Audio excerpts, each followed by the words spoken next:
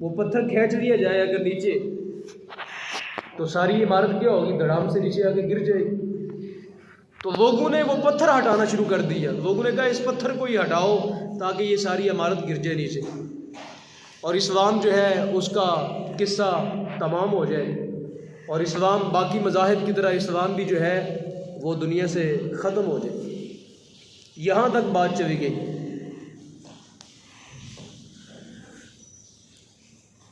تو ان حالات کے اندر وہ کون شخص تھا جس نے اسلام کو سہارا دیا؟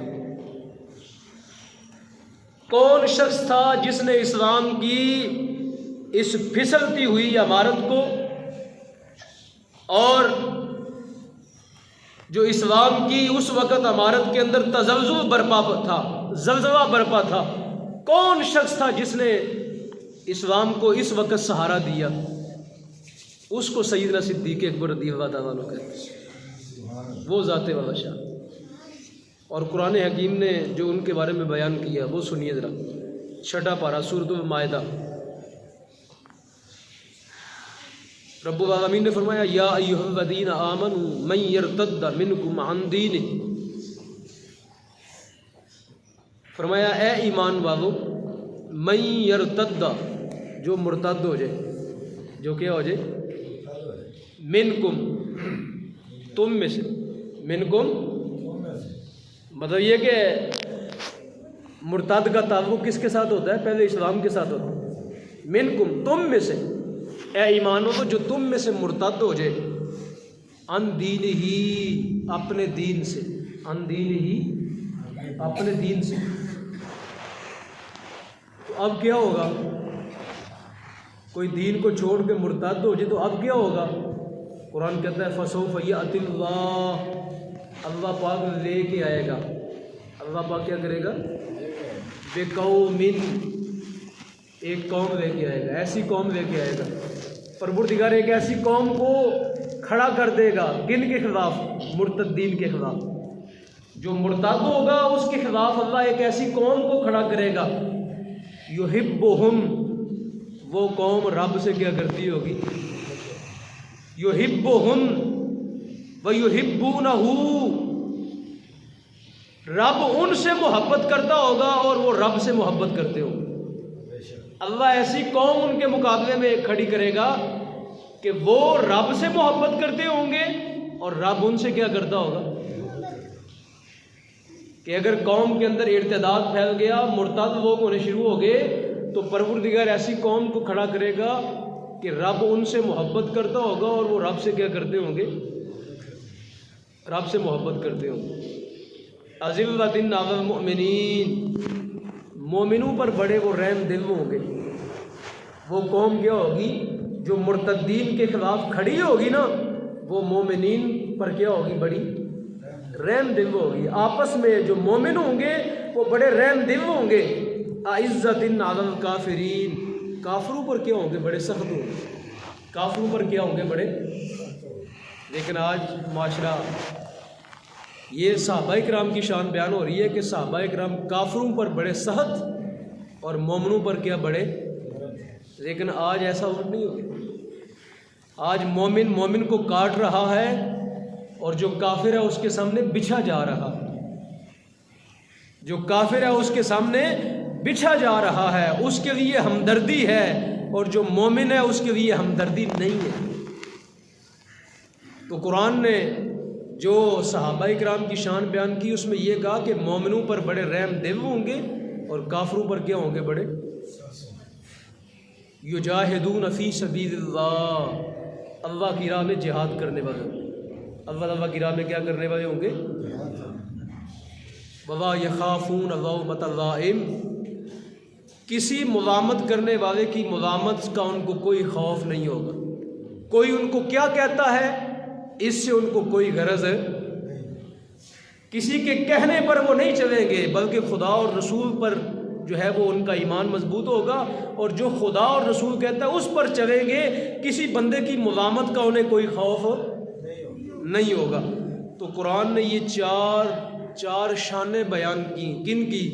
اس قوم کی جو مرتدین کے خلاف کھڑی ہوئی، اس قوم کی رب نے 4 شانیں بیان کی جو مرتدین کے خلاف کیا ہوئی.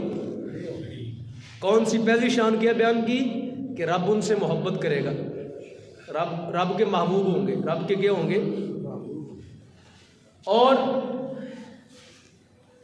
رب کے بھی محبوب ہوں گے اور رب ان کا محبوب ہوگا. پہلی شان یہ. دوسری, مومنوں پر رحم دل اور کافروں پر بڑے کیا ہوں گے, سخت ہوں گے. اگر آج کوئی سخت بات کرے, اگر آج کوئی قادیانیوں کے خلاف سخت بات کرے تو وہ کیا کہتے ہیں, کیا کہتے ہیں, وہ کہتے ہیں اے مولوی صاحب بڑے ڈرڈے, اے انتہا پسند نے. قرآن نے سارے صحابہ کو انتہا پسند کہا, قرآن نے سارے صحابہ کو انتہا پسند کہا. قرآن نے کہا اذلۃ علی المؤمنین اعزۃ علی الکافرین, مومنوں پر رحم دل ہوں گے اور کافروں پر کیا ہوں گے, بڑے سخت ہوں گے. دو, قرآن نے بطور شان بیان کی یہ چیز. اور تیسری, اللہ کی راہ میں جہاد کرنے والے. تیسری, اللہ تعالیٰ کی راہ میں کیا کرنے والے. اور چوتھی چیز ان کو کسی کی ملامت کا کوئی خوف نہیں ہوگا. ان کو کسی کی ملامت کا, کوئی کیا کہتا ہے اس سے ان کو کوئی غرض نہیں ہو. بندوں کے ڈر سے وہ کوئی نیکی نہیں چھوڑیں گے, بندوں کے ڈر سے وہ نیکی نہیں چھوڑیں گے. تو قرآن کہتا ہے ذالک فضل اللہ یؤتیہ من یشاء. پروردگار فرماتا ہے یہ اللہ کا فضل ہے, یہ اللہ کا کیا ہے, فضل ہے. جس پر چاہتا ہے وہ کر دیتا ہے. یہ رب کا فضل ہے, جس بندے پر چاہتا ہے وہ کرتا ہے. واللہ واسع علیم, اور اللہ بڑا وسعت والا اور جاننے والا ہے. تو سامعین محترم, یہ قرآن حکیم کی سورۃ المائدہ کی میں نے آیت کا ترجمہ آپ کے سامنے پیش کیا. یہ سورۃ المائدہ کی آیت نمبر 54 ہے. آیت نمبر کیا ہے, 54. اس کے اندر رب العالمین نے اس قوم کی شان بیان کی جو مرتدین کے خلاف کھڑی ہو گئی. اور وہ کون تھے, بتائیے وہ کون تھے. نبی علیہ السلام کے زمانہ ظاہری وصال کے بعد جب ارتداد کا فطرہ پھیلا تو کون کھڑا ہوا, حضرت صدیق اکبر رضی اللہ تعالیٰ عنہ کھڑے, حضرت عمر فاروق کھڑے ہوئے, حضرت عثمان غنی, مولا مشکل کشا, حضرت عبداللہ بن مسعود, حضرت طلحہ, حضرت عبد الرحمن ابن عوف, اور جناب والا حضرت ابو ہریرہ, باقی حضرت عبیدہ بن جراح. یہ سارے لوگ کیا ہوئے, یہ سارے اصحاب رسول جو ہے یہ کھڑے ہو گئے کن کے خلاف, مرتدین کے خلاف. اور قرآن نے ان کی شان بیان کی کہ یہ تو بڑے نیک اور پاکیزہ لوگ ہیں, یہ تو اللہ کی بارگاہ کے بڑے محبوب بندے ہیں. تو سامعین محترم, یہ سارا جو کام ہوا یہ کس کی قیادت اور سیادت میں ہوا, حضرت ابو بکر صدیق رضی اللہ تعالی عنہ کی قیادت, سیادت اور آپ کی امارت میں اور آپ کی خلافت کے اندر یہ سارا کام ہوا. کہ جب عرب کے اندر فتنہ ارتداد پھیل گیا, جب لوگ مرتد ہونے لگے, جگہ جگہ سے نبوت کے دعوے دار اٹھ بیٹھے, کسی نے کہا میں بھی نبی ہوں, کسی نے کہا میں بھی نبی ہوں, حتیٰ کہ عورتوں نے دعوے کرنے شروع کر دیے کہ ہم بھی نبی ہیں. تو یہ سب لوگوں کا سر کس نے اتارا, حضرت ابو بکر صدیق رضی اللہ تعالیٰ. سب لوگوں کے خلاف جہاد کس نے کیا, حضرت ابو بکر صدیق رضی اللہ تعالیٰ. جب لوگوں نے کہا ہم زکوٰۃ نہیں دیں گے تو جہاد کس نے کیا, حضرت ابو بکر صدیق نے. جب لوگوں نے کہا ہم نماز نہیں پڑھیں گے تو جہاد کس نے کیا, حضرت ابو بکر صدیق نے. جب لوگوں نے کہا ہم نبوت کے دعوے دار ہیں تو ان نبوت کے دعوے داروں کا سر کس نے قلم کیا, حضرت ابو بکر صدیق رضی اللہ. تو حضرت ابو بکر صدیق رضی اللہ تعالیٰ عنہ کی یہ جو خدمت ہے نا, کون سی, منکرین ختم نبوت کے خلاف جہاد کرنا, یہ ایسی خدمت ہے جس کا کائنات میں کوئی نعم البدل ہی نہیں ہے. یہ ایسی خدمت ہے, یہ ایسی خدمت ہے, یہ ایسی خدمت ہے کہ ساری کائنات, پوری امت قیامت تک حضرت ابوبکر صدیق کو دعائیں دیتی رہے نا. ساری امت حضرت ابوبکر صدیق کو جو ہے ان کے نام کی مالا جپتی رہے تو خدا کی قسم تب بھی صدیق اکبر کا احسان نہیں اتار سکتی پوری امت. اگر اس وقت حضرت ابوبکر صدیق سٹینڈ نہ دیتے اور چھوڑ دیتے کن کو, ان منکرین ختم نبوت کو, کہ تم نے جو کرنا ہے کرتے رہو. اگر آج کے بندے ہوتے, آج کے مشیر ہوتے, آج کے سیاستدان ہوتے, آج کے سیاستدان ہوتے تو کہتے ہیں چھوڑو یار یہ خود ہی مر جائیں گے، چھوڑ دو ان کو، دفع کر دو. تو کیا ہوتا، ان کا فتنہ پھیلتا کہ ان کا فتنہ ختم ہو جاتا؟ جب آپ کسی فتنے کو چھوڑ دیتے ہیں تو فتنہ پھیل جاتا ہے کہ فتنہ ختم ہوتا ہے؟ تو اگر آج کے لوگ ہوتے تو کہتے ہیں چھٹو جی لڑائی کی کرنی ہے، چھٹو قرآن چھٹ دے. لیکن حضرت صدیق اکبر رضی اللہ تعالیٰ عنہ نے بارگاہ نبوت سے تربیت پائی تھی. آپ نے پڑھا تھا قرآن کس سے؟ نبی علیہ الصلوۃ والسلام سے. آپ نے حدیث کس سے پڑھی؟ نبی علیہ الصلوۃ والسلام سے پڑھی تھی. آپ نے ساری تعلیم و تربیت آپ کی کہاں سے ہوئی تھی؟ بارگاہ نبوت سے. ان کو پتہ تھا کہ فتنوں کا سر کیسے کچلا جاتا ہے. تو سامعین محترم اب سنیے کہ یہ جو فتنہ ارتداد ہے یہ کتنا خطرناک ہے. کسی کا مرتد ہو جانا یہ کتنا بڑا فتنہ ہے. حضرت صدیق اکبر کے زمانے کے اندر جو ہے وہ یہود و نصارہ تھے کہ نہیں؟ اس وقت عیسائی تھے، یہودی تھے کہ نہیں تھے؟ لیکن حضرت صدیق اکبر رضی اللہ تعالیٰ عنہ نے یہود و نصارہ کے ساتھ اس وقت جہاد نہیں کیا. سب سے پہلے جہاد کن کے خلاف کیا؟ مرتدین کے خلاف. یہود و نصارہ کے خلاف اس وقت آپ نے جہاد نہیں کیا جب تک یہ مرتدین والا معاملہ ٹھیک نہیں کر دیا. تو پتہ چلا کہ صحابہ کرام نے یہی قرآن و سنت سے سمجھا کہ یہود و نصارہ سے بڑے جو کائنات میں بدترین لوگ ہیں وہ کون ہیں؟ مرتد. وہ کون ہے؟ مرتد. اب آگے اس کی مثال دینے لگا ہوں، سنیے ذرا، آپ بڑے سمجھدار لوگ بیٹھے ہیں. حضرت خالد بن ولید رضی اللہ تعالیٰ عنہ جو اس وقت سپہ سوار بنائے گئے کئی جنگوں کے مرتدین کے خلاف، فارس جو جس کو ایران کہتے ہیں، یہ آج کل بھی کوئی ایران کا سلسلہ شروع ہو گیا. سارا اسرائیل جو ہے وہ چڑھ دوڑا ہے فلسطین پر، ادھر جاتا کوئی نہیں تو پاکستان پہ حملے شروع ہو گئے. ادھر جانا چاہیے نا، ادھر جانا چاہیے، یہودیوں کی طرف جانا چاہیے. آپس کی جنگ چھیڑ دی مسلمانوں نے. یہ بھی کوئی سمجھداری والی بات ہے؟ حضرت خالد بن ولید رضی اللہ تعالیٰ عنہ جب آپ نے کسرا جو فارس کا اس وقت حکمران تھا، کسرا بادشاہ، اور جو اس وقت ان کے چھوٹی چھوٹی ریاستوں کے بادشاہ تھے، ان کو آپ نے خط لکھا. ان کو آپ نے، ظاہر ہے یہ خط جو ہے حضرت خالد بن ولید نے اپنی مرضی سے نہیں لکھا، یہ حضرت صدیق اکبر کی تائید کے ساتھ لکھا، کیونکہ خلیفہ وہی تھے نا، مسلمانوں کے امیر المومنین وہی تھے. تو جو ان کے سپہ سوار ہیں ان کے سارے کام کس کے شمار ہوتے ہیں؟ سپہ سوار کے. جو بڑا امیر ہوتا ہے اس کو. انہوں نے خط لکھا ان کو. یہ سننے والا خط ہے اور بات بڑی پتہ کی بات ہے، بات آپ کو سمجھ آئے گی. حضرت صدیق اکبر کے جو نامزد سپہ سوار تھے حضرت خالد بن ولید رضی اللہ تعالیٰ عنہ، جن کی ساری زندگی جہاد کے اندر گزری، ساری زندگی جہاد کرتے کرتے گزری، انہوں نے خط لکھا. انہوں نے کہا فَأَسْلِمُوا تَسْلِمُوا. یہ عربی زبان کے لفظ پڑھ رہا ہوں. انہوں نے کہا فارس کے لوگوں مسلمان ہو جاؤ. کیا ہو جاؤ؟ تسلموا، تم کو امن دے دیا جائے گا. اگر تم مسلمان ہو گئے تو تمہارا جان مال عزت و آبرو سب کچھ کیا ہو جائے گی؟ محفوظ ہو جائے گی. ظاہر ہے جو بندہ مسلمان ہو گیا اس کے ساتھ جہاد نہیں کیا جائے گا، اس کے ساتھ جو ہے وہ کوئی لڑائی نہیں، قتال نہیں کیا جائے گا. تو فرمایا فَأَسْلِمُوا تَسْلِمُوا، کہ اگر اسلام میں آؤ گے تو تمہیں زندگی گزارنے کا حق دیا جائے گا، تمہاری جان مال عزت و آبرو بچے بیویاں سب کچھ کیا ہو جائیں گی؟ محفوظ ہو جائے گی، کوئی چیز تم سے چھینی نہیں جائے گی. پہلی بات. اور اسلام کا یہی اصول ہے نا کہ جب بھی جہاد کرنا ہو کسی سے تو سب سے پہلے اس کو کیا کرے؟ اسلام کی دعوت دے. کیونکہ اسلام دنیا میں قتل و غارت کے لیے نہیں آیا. اسلام دنیا میں قتل و غارت کے لیے، اسلام جو ہے بندوں کو جھکانے آیا ہے کہ خدا کے سامنے جھک جو. اسلام اس بات کا داعی ہے کہ خدا کے سامنے جھک جو. اسلام یہ نہیں کہتا کہ کسی کو پکڑو گردن اتار کے سائڈ پہ کر دو. اسلام کی تعلیمات یہ نہیں. اسلام سب سے پہلے دعوت دیتا ہے. اسلام سب سے پہلے کیا کرتا ہے؟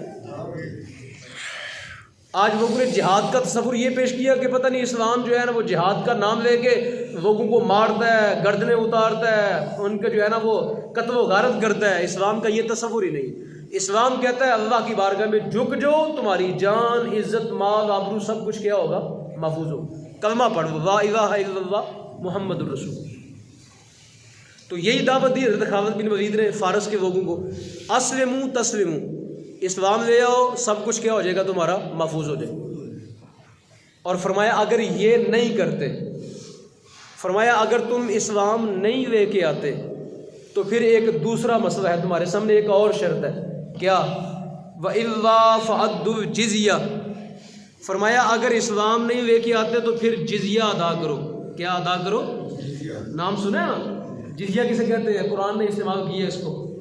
قرآن پاک میں 10ویں سپارے کے اندر اس کی حقیقت ساری بیان، حتیٰ یؤتوا الجزیہ عن یدٍ وہم صاغرون. جزیہ کہتے ہیں کہ اگر تم نے اسلامی حکومت کے اندر رہنا ہے، جو اسلامی ریاست ہے اس کے اندر تم رہنا چاہتے ہو، تو یا تو مسلمان ہو جاؤ. اگر مسلمان نہیں ہوتے تمہاری مرضی ہے. اسلام یہاں پہ گردن پہ تلوار رکھ کے کسی کو مسلمان نہیں کرتا کہ تم ہر صورت میں مسلمان ہو جاؤ. یہ نہیں اسلام کہتا. تمہیں دعوت دیتے ہیں ہم، اگر دعوت قبول کر لو تو تمہارا دنیا اور آخرت میں کیا ہوگا؟ بھلا ہوگا. اور اگر یہ اسلام کی دعوت تم قبول نہ کرو تو پھر دوسرا آپشن ہے تمہارے لیے. کیا ہے دوسرا آپشن؟ کیا ہے؟ جزیہ دو. کیا کرو؟ جزیہ کیسے کہتے ہیں؟ ٹیکس دو. اگر اسلامی ریاست میں رہنا تو پھر کیا کرو اس کے بدلے کے اندر؟ کیونکہ تم نے اسلامی ریاست کی ہر چیز کو استعمال کرنا ہے، تمہارے لیے امن بھی ہوگا. اگر کوئی بندہ باہر سے آ کے تمہیں کوئی نقصان پہنچاتا ہے تو اسلامی ریاست تمہاری امن و امان کی کیا ہوگی؟ ذمہ دار ہوگی. کیا ہوگی؟ ذمہ دار ہوگی. تو لہٰذا تم نے اسلامی ریاست کے وسائل کو استعمال کرنا ہے، تم نے اسلامی ریاست کی ہر چیز کو استعمال کرنا ہے، تم نے اس کے امن و امان کی حالت میں رہنا ہے. اس کے بدلے کے اندر تمہیں کیا دینا پڑے گا؟ ٹیکس دینا پڑے گا. کیا دینا پڑے گا؟ ٹیکس دینا پڑے گا. جزیہ کہتے ہیں اس کو، عربی زبان میں کیا کہتے ہیں؟ جزیہ. دو چیزیں ہو گئی. پہلی چیز کیا؟ مسلمان ہو جاؤ. اگر مسلمان نہیں ہوتے دوسرا آپشن کیا کرو؟ جزیہ دو. دو چیزیں ہو گئی. اگر یہ بھی قبول نہیں کرتے، دونوں ہی کہتے ہو نہ مسلمان ہوں گے نہ جزیہ دیں گے، تو پھر کیا فرمایا؟ وَإِلَّا فَقَدْ جِئْتُكُمْ بِقَوْمٍ يُحِبُّونَ الْمَوْتَ. حضرت خالد بن ولید کا لفظ سنیں ذرا. وَإِلَّا فَقَدْ جِئْتُكُمْ بِقَوْمٍ يُحِبُّونَ الْمَوْتَ، فرمایا پھر میں ایسے لوگوں کے ساتھ آؤں گا تمہارے پاس جہاد کرنے کے لیے. پھر مسلمان جہاد کرنے کے لیے آئیں گے اور فرمایا موت ہمیں محبوب ہے. موت ہمیں کیا ہے؟ ہم موت سے محبت کرنے والے لوگ ہیں. یحبون الموت، ہم موت سے محبت کرتے ہیں. کما تحبون الحیات، جس طرح تم زندگی سے محبت کرتے ہو ہم مسلمان کیا کرتے ہیں؟ موت سے محبت کرتے ہیں. تو تین چیزیں رکھی. فرمایا یا مسلمان ہو جاؤ، یا کیا کرو؟ جزیہ دو، یا پھر جہاد کے لیے کیا ہو جاؤ؟ تیار ہو جاؤ. تو سمجھ آ گئی آپ کو کہ جہاد اسلام قتل و غارت کرنے کے لیے نہیں آیا. اسلام دو آپشن رکھتا ہے ان کے سامنے. مسلمان ہو جاؤ تب بھی امن و امان ہے، جزیہ دو تب بھی تمہارے لیے کیا ہے؟ امن و امان ہے. اگر یہ دونوں کام نہیں کرتے تو پھر تیسرا معاملہ تمہارے ساتھ کیا ہے؟ جہاد کا. تیسرا معاملہ کیا ہے؟ جہاد کا. یہ جو آج کی موجودہ عیسائیت ہے، جو آج کی یہودیت ہے، یہ ان کی طرح کا دین نہیں ہے کہ جو جنگ عظیم اول کے اندر 2 کروڑ لوگوں کو مار دیں، جو جنگ عظیم دوم کے اندر 2.5 کروڑ لوگوں کو مار دیں. اسلام اس طرح کا مذہب نہیں ہے. اسلام انسانیت کو امن دیتا ہے ہر 2 صورت کے اندر، چاہے مسلمان ہو کے امن لے لو، چاہے جزیہ ادا کر کے امن لے لو. اگر یہ دونوں کام نہیں کرو گے تو پھر گویا تم بدماش ہو، اور پھر اسلام بدماشوں کا سر جو ہے وہ جھکانا جانتا ہے. جبکہ موجودہ عیسائیت کیا کر رہی ہے؟ ابھی فلسطین کے اندر کیا کر رہی ہے؟ فلسطین کے اندر قتل و غارت اس وقت تک جو ہے، یہ پورا 100 دن ہو گئے، جنگ کو 100 دن ہو گئے ہیں. 100 دنوں کے اندر تقریباً 25,000 سے 30,000 بندہ مار دیا. 25 سے 30,000 بندہ، اور اس کے اندر بھی 10,000 کے قریب بچے شہید کر دی، معصوم بچے. حالانکہ اسلام کہتا ہے جب جہاد کا موقع آئے کسی عورت پر ہاتھ نہیں اٹھایا جائے گا، کسی عورت پر ہاتھ، کسی بچے پر ہاتھ کسی بوڑھے پر ہاتھ، کسی پادری پر ہاتھ، کسی گرجا گھر پر ہاتھ